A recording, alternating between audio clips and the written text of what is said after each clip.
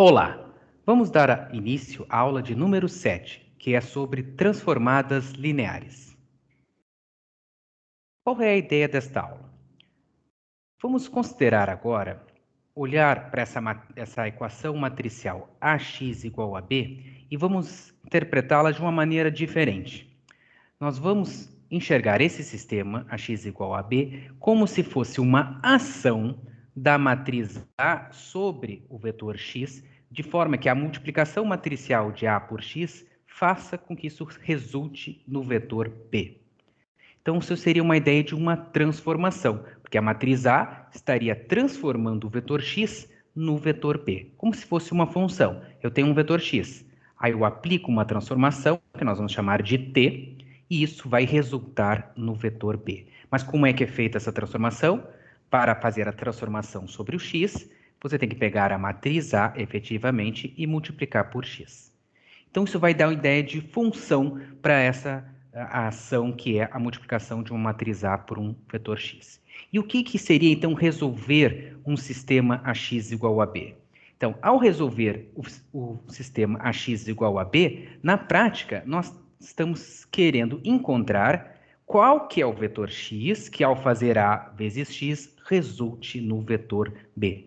Ou seja, nós queremos ver se esse B ele é a imagem de algum vetor X por essa transformação. Então, a gente está dando uma linguagem de função para essa parte de multiplicação de matrizes. Só que temos que cuidar como é que ela é feita efetivamente. Então, o que acontece? Nós vamos pegar um vetor x do Rn. O que significa um vetor x do Rn? Que esse vetor x, na prática, ele é uma matriz coluna que tem n linhas e uma coluna, certo? Então, ele tem n entradas. Para eu poder multiplicar esse vetor x, fazer uma matriz A vezes o vetor x, o que tem que acontecer?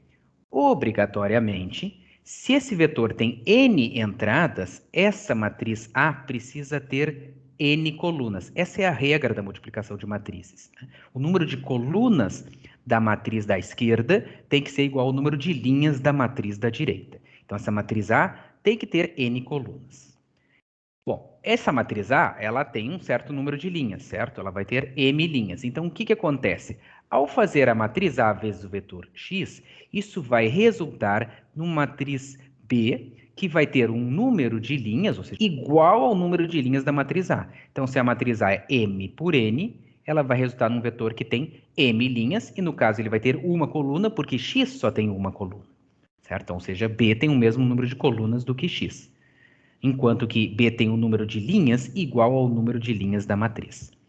Então, é por isso que a gente diz o seguinte, que quando a gente tem uma matriz A m por n, ela atua sobre um vetor do Rn, de n componentes, transformando-o num vetor de m componentes. Então, por isso que a gente diz que a gente tem uma transformação que ela vai do Rn no Rm, porque ela está levando um vetor de n entradas, o vetor x aqui, ele tem n entradas, levando num vetor b que tem m entradas. Por isso que a gente diz que é uma transformação do Rn em Rm. O Rn passa a ser, então, o domínio dessa transformação, chama-se de domínio, porque são os vetores de entrada, e os vetores de saída pertencerão ao chamado contradomínio. Então, o Rn é o domínio, o contradomínio é o Rm, certo? Bom, uma coisa importante, então a gente vai pegar sempre um vetor x, vai aplicar t de x para resultar num vetor b. O que nós vamos ver é que nem sempre um sistema do tipo ax igual a b tem solução, ou seja, nem sempre existe um x que a vezes x resulta em b. Portanto, precisaremos descobrir isso. Quando que um vetor b é a imagem de um vetor x por essa transformação? Então, nós vamos ver que isso depende da onde nós vamos tomar esse vetor b dentro do contradomínio. Ou seja, nós vamos ter um subconjunto dentro do contradomínio, chamado de conjunto imagem, do qual, dali sim, com certeza, temos vetores que são obtidos por meio da transformação da matriz A sobre um vetor x. Mas é possível que existam vetores do contradomínio que não sejam imagem de nenhum x. Isso nós vamos ver no próximo exemplo. Então, olha só. Aqui no exemplo 1, nós temos uma transformação que vai do R2 no R3. O que acontece? Nós vamos transformar um vetor x de duas componentes, então x1, x2, num vetor de três componentes. Para que isso seja possível de ser feito por meio de uma multiplicação matricial, de uma matriz A vezes o vetor x, o que acontece? Qual tem que ser a ordem da matriz? Vimos que, para multiplicar por um vetor de duas componentes, nós temos que ter o quê? Duas colunas. Então, essa matriz A tem duas colunas.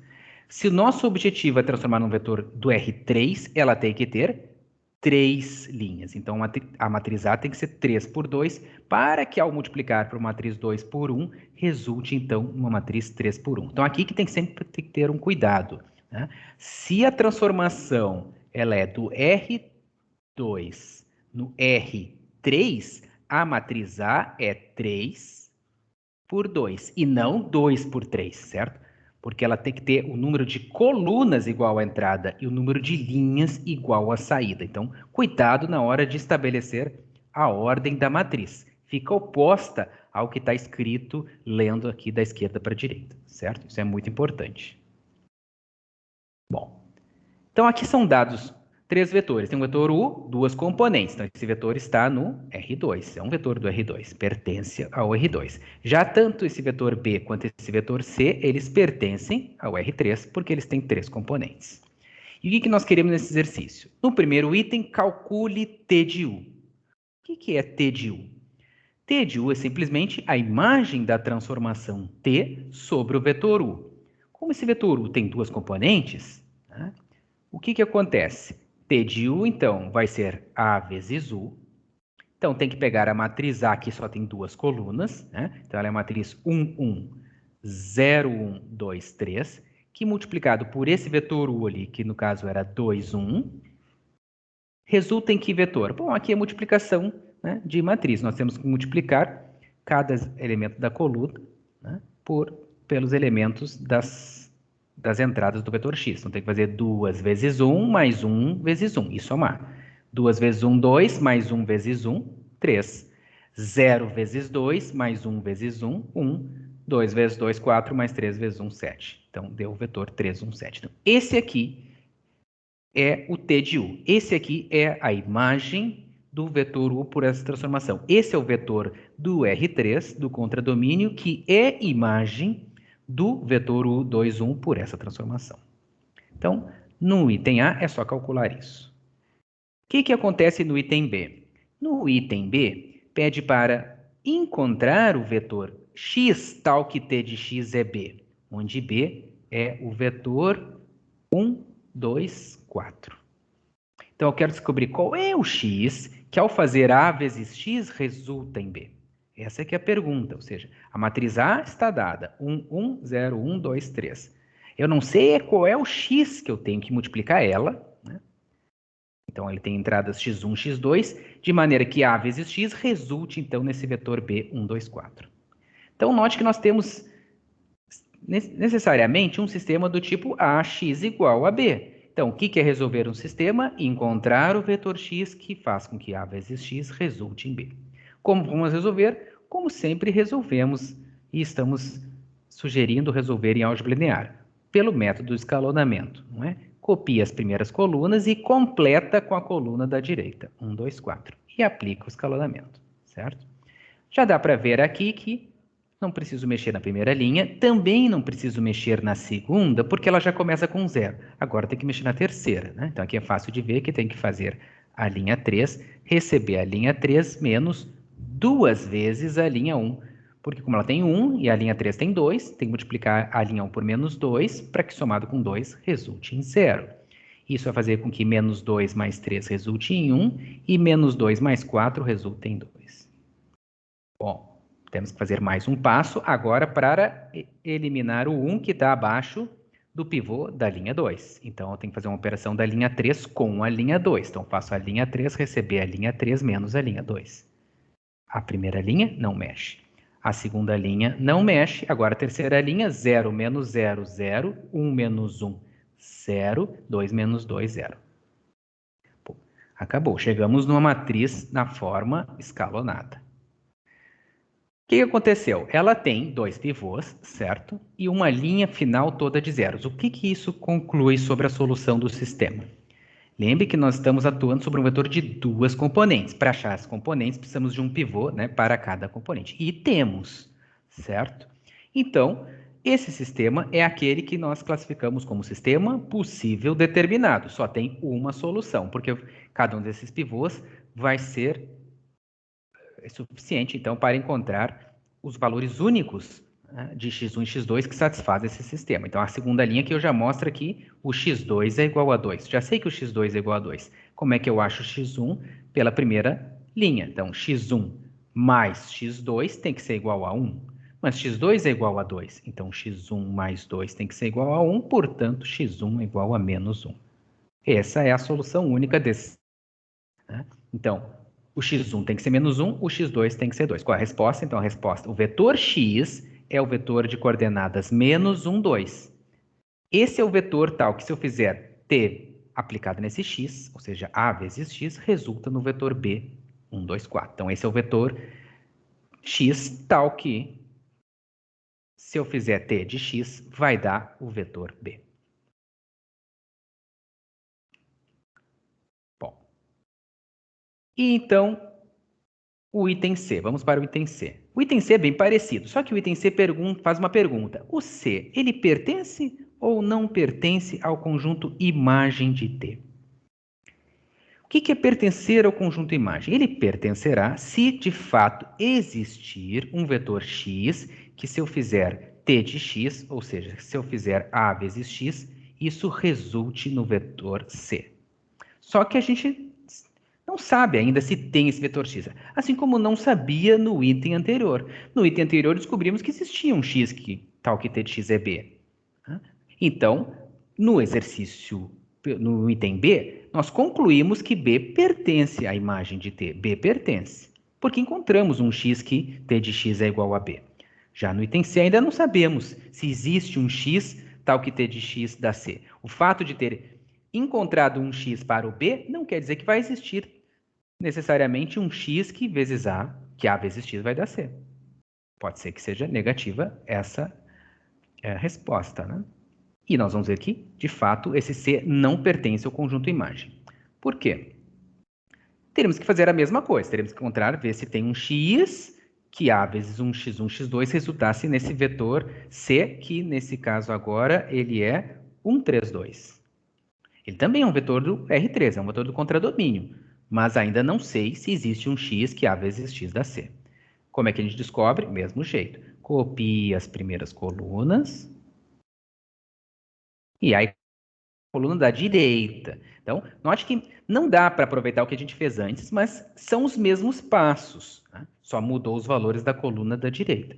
Mas a gente tem que fazer o escalonamento completo, certo? Copia a primeira, copia a segunda e faz aquela primeira operação, que era a linha 3 menos 2 vezes a linha 1. Certo? Então, menos 2 mais 2 vai dar 0, menos 2 mais 3 vai dar 1, menos 2 mais 2 deu 0. Ó. Diferente dessa aqui, não deu duas linhas iguais. Então, uma coisa que vai acontecer. O que vai acontecer? Quando a gente fizer essa operação da linha 3 receber a linha 3 menos a linha 2, ó, 0 menos 0 dá 0, 1 menos 1 dá 0, 0...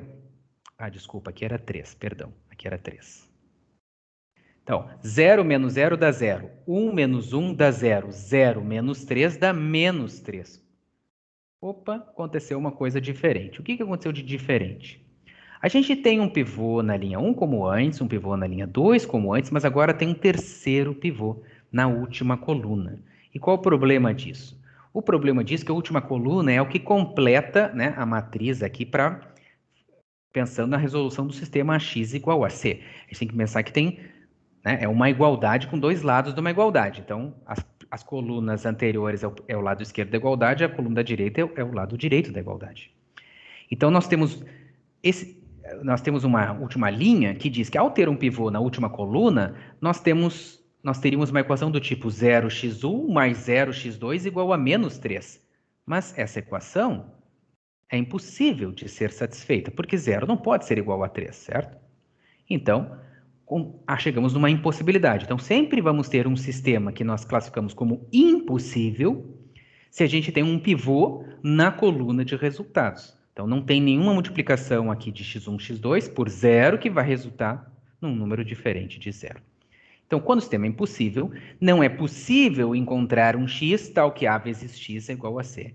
Então, se não existe um x tal que a vezes x dá igual a c, isso torna o sistema impossível, isso significa que o C não pertence ao conjunto imagem. Então, embora o B do exercício anterior pertencesse, o C, né, desse caso aqui, não pertence. Então, justamente, existem vetores do contradomínio que pertencem à imagem, mas existem vetores que não pertencem. Note que são definições diferentes, contradomínio e imagem.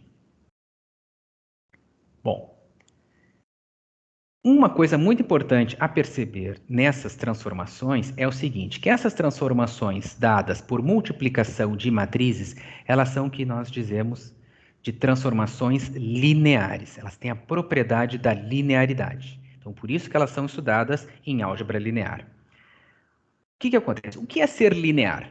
Então, basicamente, uma transformação, né, que vai do Rn em Rm, ela é linear se duas coisas acontecerem.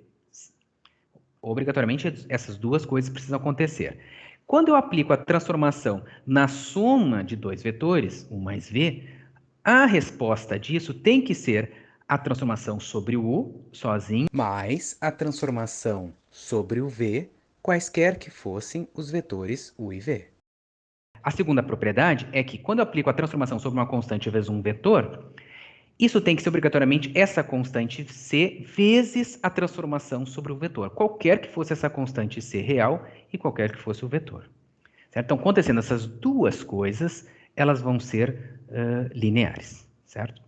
E uma das propriedades que nós vamos ver é que elas levam vetores linearmente dependentes em vetores linearmente dependentes. É isso que nós vamos ver depois. Então, por que essas transformações matriciais são lineares de fato?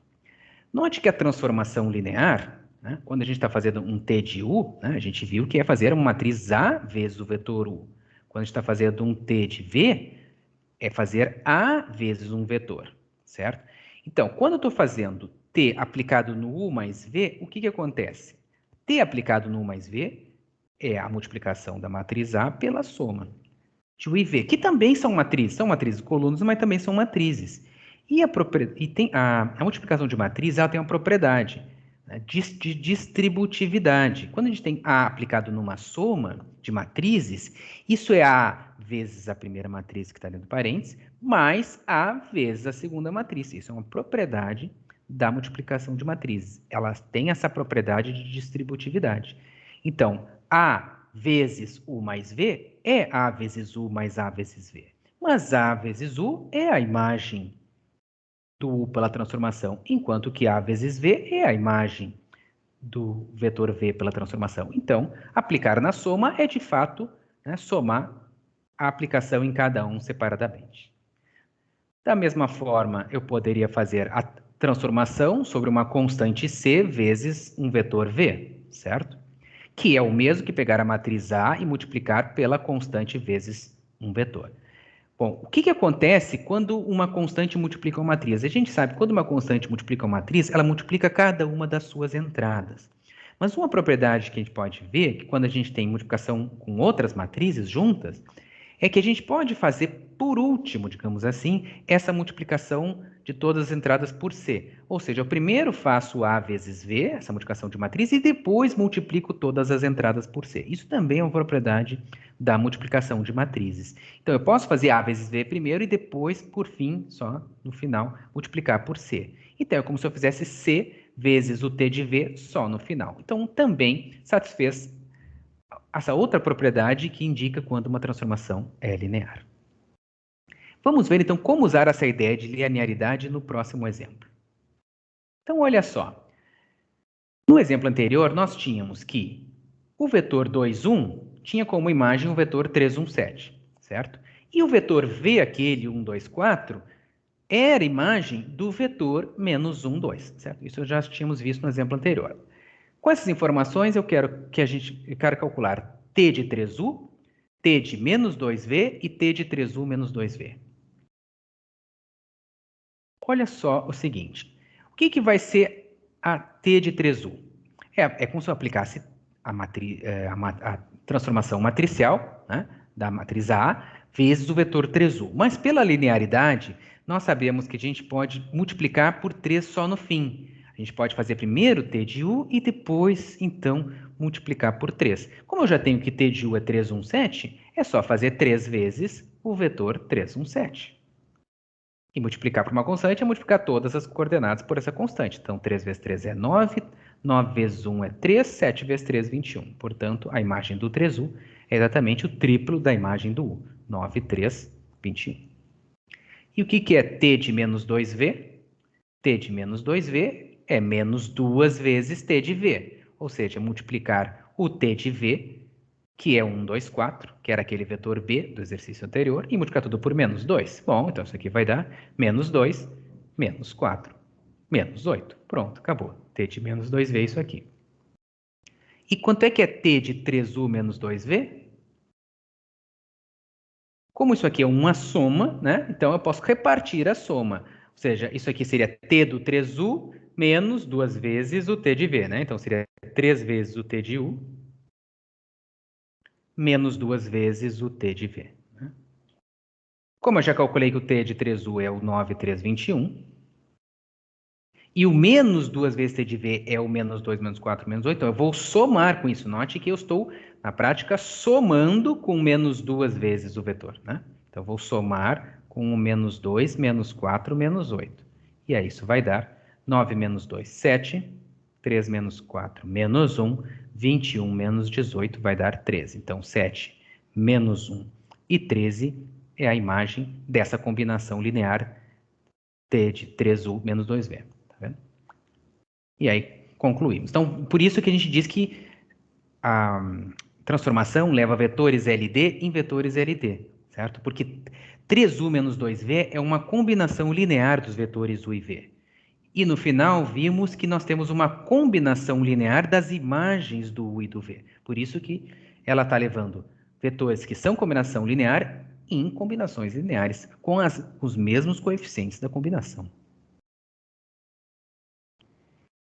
Vamos ver mais um exemplo que ilustra essa ideia da linearidade.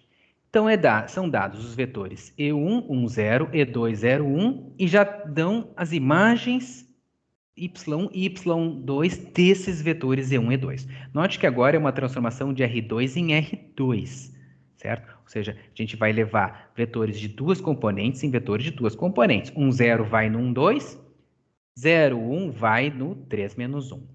Sabendo essa correspondência, será que eu saberia a imagem do 2, 3? E será que eu saberia a imagem de um vetor genérico qualquer x1, x2? Usando a linearidade, vamos ver que é muito simples, certo? Por quê? O 2, 3, ele já é uma combinação linear dos vetores E1 e E2. Por quê? Note que ele é exatamente 2 vezes o vetor 1, 0, mais 3 vezes o vetor 0, 1. Certo? Porque 2 mais 0 vai dar 2, 0 mais 3 vai dar 3. Ou seja, o 2, 3 ele já é a combinação linear 2E1 mais 3E2. Então, se eu quero a imagem desse vetor, ou seja, se eu quero a imagem do 2, 3, eu tenho que fazer essa mesma combinação linear, só que com as imagens do E1 e E2. Então, eu tenho que fazer 2 vezes o T de E1 mais 3 vezes o T de E2.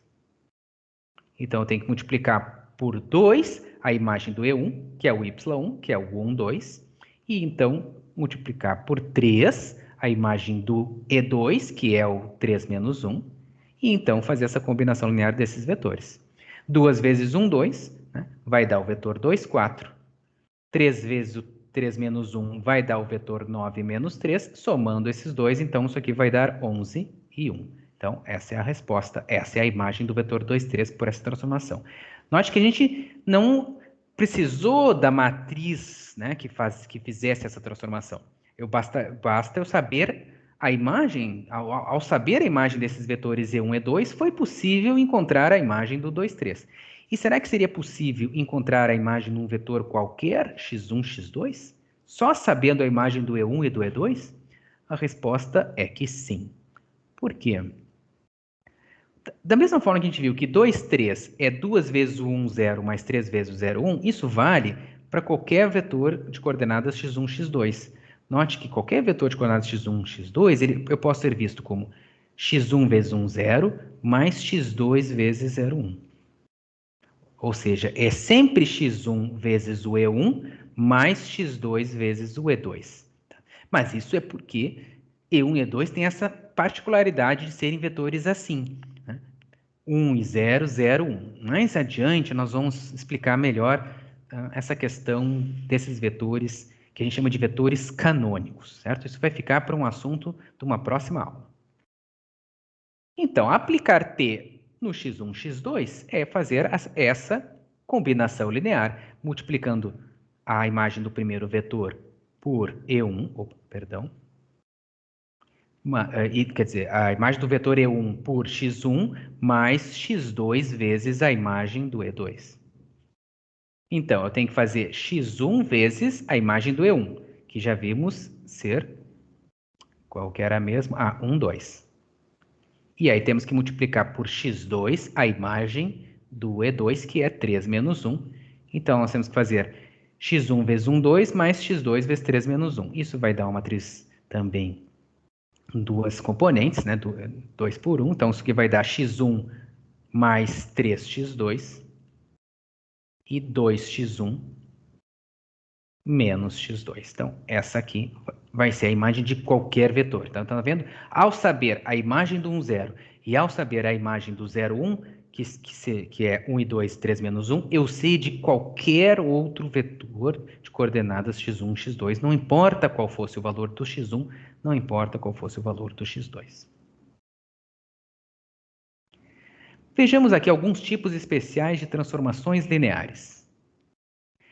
Então, como a gente viu lá no início da aula, a gente falou que a ideia é que a matriz ela faz uma ação sobre aqueles vetores. E o que nós vamos ver dessas transformações lineares é que elas são transformações geométricas. De alguma forma, elas vão alterar, né, a geometria desses vetores. Então, elas podem, por exemplo, alongar os vetores, elas podem, né, aumentar os vetores de tamanho. Nós vamos ver que elas podem fazer o que a gente chama de uma rotação, podem alterar, né, a direção desses vetores, né, girando eles em algum sentido, no sentido anti-horário ou no sentido horário.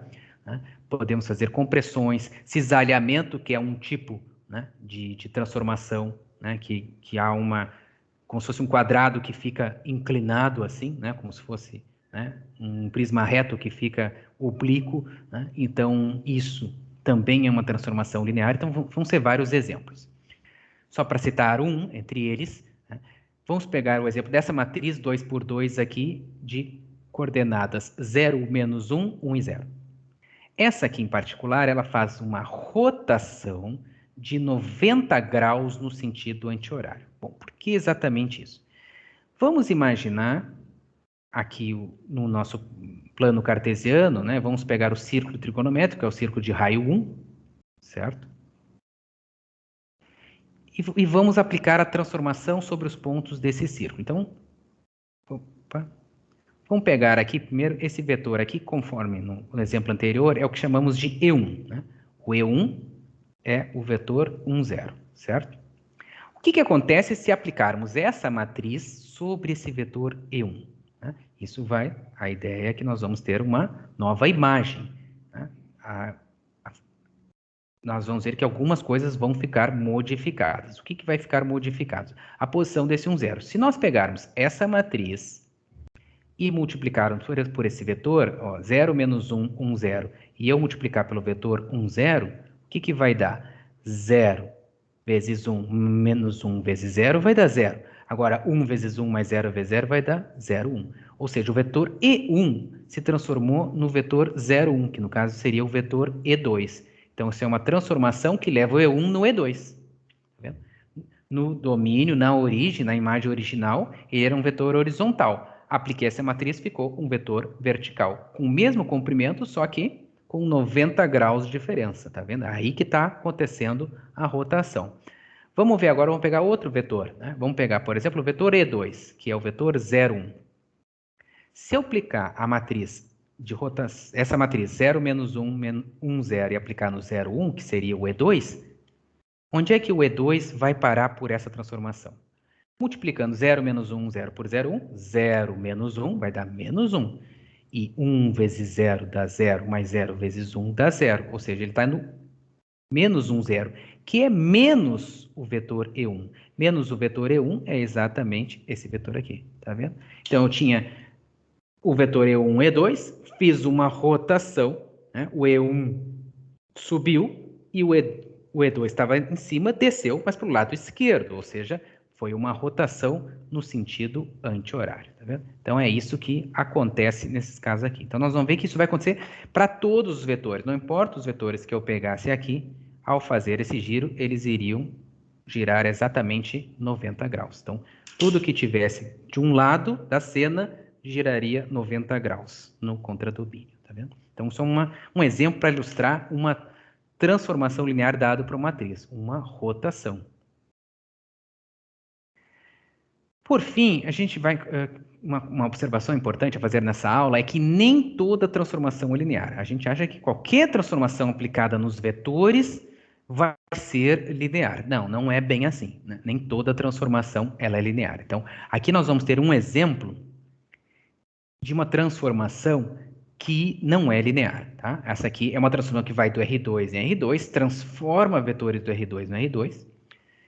Segundo essa lei, eu vou pegar um vetor x1, x2 e vou levar no x1 somado com 2 e no vetor x2 somado com 1. Então, mais ou menos, tentar ilustrar isso aqui, vendo onde é que estão esses vetores. Vimos que uma boa coisa é a gente, por exemplo, pegar um vetor, por exemplo, o E1. Né? O E1 é aquele que tem coordenadas 1, 0. Né? Se eu pegar o vetor E1 por essa transformação, o que vai dar? O que vai dar o T de E1? Se eu fizer o T de E1, vai ficar o x1 dele, né, que é o 1, né, e o x2 dele é 0, então ficaria 1 mais 2 ficaria 3, 0 mais 1 ficaria 1, certo? Ou seja, o vetor que era antes 1, 0, agora ele vai no 1, que é 3 para o x, 1 para o y. Né? Então ele vai nesse vetor aqui. O que acontece? Se essa transformação fosse linear, obrigatoriamente, se eu fizesse o t de 2 vezes o E1, o que teria que dar? Se fosse linear, teria que dar o dobro da imagem do E1. Teria que dar 6, 2, certo? Teria que dar um vetor aqui com o dobro do seu comprimento na mesma direção. Um vetor LD com ele, um vetor múltiplo escalar dele. E exatamente 2 vezes ele. Só que se eu fizer t de 2E1 nessa regra aqui, não vai dar o dobro do vetor 3, 1. Por quê? Se no lugar do 1 eu colocar 2, se eu fizer 2 mais 2, isso dá 4. 0 mais 1 dá 1. E o que eu vi? Isso aqui não é a mesma coisa que 6, 2. Ou seja, eu vou, na verdade, no vetor 4, 1. Tá vendo? Então, o E1, ele foi no 3, 1. Enquanto que o 2E1 foi no 4, 1. Tá vendo? Isso não levou vetor, né, LD em vetor LD. O vetor 2E1 é LD com E1, porque é múltiplo de E1. Né? Só que as suas imagens não são vetores LD, tá vendo? Então, essa aqui não é uma transformação linear. Não satisfez aquela segunda propriedade que diz que se eu tenho t de uma constante vezes o vetor, teria que ser a mesma constante vezes a imagem do vetor, o que não aconteceu. Na prática, não vai satisfazer nem a segunda propriedade, nem a primeira, aquela da soma. Ou seja, se eu pegasse o E2, certo? O E2 é aquele que é 0, 1, certo? Se eu pegar o t de E2, agora eu tenho que substituir, né, o x1 por 0 e o x2 por 1. Certo? Então, se eu fizer o x1 por 0, 0 mais 2 vai dar 2. E 1 mais 1 vai dar 2. Ou seja, ele vai no 2, 2. Certo? É isso que vai acontecer. Então, o vetor E1, ele iria, por exemplo, no 2, 2. Então, o que acontece? Se fosse linear, né, essa transformação teria que pegar, ao fazer o t de E1 mais E2, teria que ir na soma das imagens do t de E1 com o t de E2. Só que o t de E1 mais E2 é o t de 1, 1. seja, a soma dos vetores E1 e E2 é esse aqui, certo? É a diagonal desse quadrado aqui, né? Só que se eu fizer t de 1, 1, o que vai dar? 1 mais 2 vai dar 3. E 1 mais 1 vai dar 2. Só que 3, 2 não é a soma do t de E1, que é 3, 1, com o E2, que é 2, 2, tá vendo? Ou seja, não é essa soma, porque essa soma seria 5, 3. Ou seja, não foi na soma desses dois vetores. Se ele fosse na... Porque aqui está a imagem do E1 e aqui está a imagem do E2. A soma desses dois vetores, pela regra do paralelogramo, ó, iria parar lá em cima. Só que não. Só que a imagem desse 1, 1 foi, na verdade, no 3, 2. Foi nesse vetor aqui. Então, ou seja, esse pontinho aqui, vamos pensar assim, se transforma nesse pontinho aqui, certo? Esse pontinho, vamos botar em verde, se transforma nesse pontinho aqui. Vou pegar esse aqui. Esse pontinho que eu vou colocar em amarelo se transforma nesse pontinho aqui.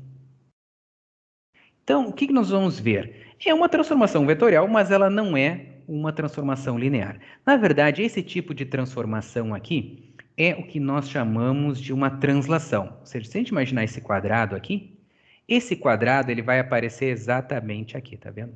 É como se fosse um quadrado que foi 2 unidades para a direita e 1 unidade para cima. Ele foi 2 unidades para a direita e 1 para cima. É uma transformação vetorial, digamos assim, né? É uma transformação que eu aplico nos vetores, fazer uma translação de desses vetores. Porém, isso não é linear, porque não satisfaz as propriedades da linearidade. Uma dica que eu posso dar é a seguinte: a forma mais fácil de ver que uma transformação não é linear é ver a imagem do zero. Em toda transformação linear, a imagem do zero é o zero. Então, se a imagem do zero, por essa regra, não der zero, ela automaticamente não é linear. Que é o caso desse exemplo. Por quê? Porque o zero, certo? Ele estaria aqui na origem, né? 0, 0. Só que note que a imagem dele não é o 0, 0. A imagem dele seria esse pontinho aqui, que seria o 2, 1. Então, ou seja, transladou a origem do sistema. Tá vendo? Então, isso não é uma transformação linear. E para ser transformação linear, a imagem do zero precisa ser zero. Por que isso? Bom, por uma série de razões, mas uma mais óbvia é a seguinte. Né? Digamos que a imagem do zero é um certo vetor B, certo? Que eu não sei qual. Aqui, no caso, seria o vetor 2, 1. O que acontece? Note que o vetor nulo, ele é sempre múltiplo dele mesmo, certo? Ele é LD com ele mesmo. Por exemplo, 2 vezes o vetor nulo é, né, um vetor LD com o nulo e dá o próprio nulo, porque 2 vezes 0 dá 0. Se fosse linear, se fosse linear, o que teria que acontecer? T de 2, 0 teria que ser 2 vezes T de 0. Ou seja, teria que ser 2 vezes aquele vetor B ali. Né? Mas T de 2, 0 é igual a T de 0, porque 2 vezes 0 é o 0. Então, obrigatoriamente, isso faria com que B teria que ser igual a 2B. Mas quando é que um vetor B é igual ao dobro dele? A única possibilidade é ser 0, né? Porque se B é igual a 2B, né? Então 2B menos B é o vetor nulo, então B é o vetor nulo. Tá vendo? Então, obrigatoriamente, para ter a linearidade em relação ao zero, a imagem do zero precisa ser o zero. Se a imagem não for o zero, não é linear. Então, essa é a regra mais rápida. Pegou o x1, x2, substituiu por zero o x1, o zero por x2, e na imagem não deu zero, acabou. Essa transformação não é linear. Certo? Então, vou terminando a aula por aqui. Né? E sugiro que vocês façam os exercícios da seção 1.8 do livro, né, da 4ª ou 5ª edição. Cuidado que na segunda edição é a seção 1.7. Bons estudos e até uma próxima.